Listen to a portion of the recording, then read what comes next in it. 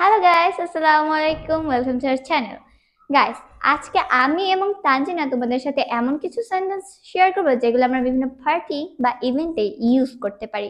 So দেরি না করে শুরু করা যাক। Let's start. এখানে অনেক সুস্বাদু খাবারের আয়োজন করা হয়েছে। এর ইংলিশ আমরা কি বলতে পারি? এর ইংলিশে আমরা বলতে পারি a lot of delicious food is arranged here. আমরা পার্টিতে খুব মজা করেছি।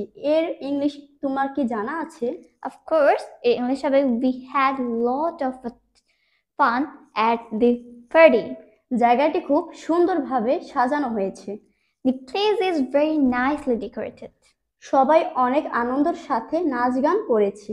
Yes, everyone danced and sang with great joy.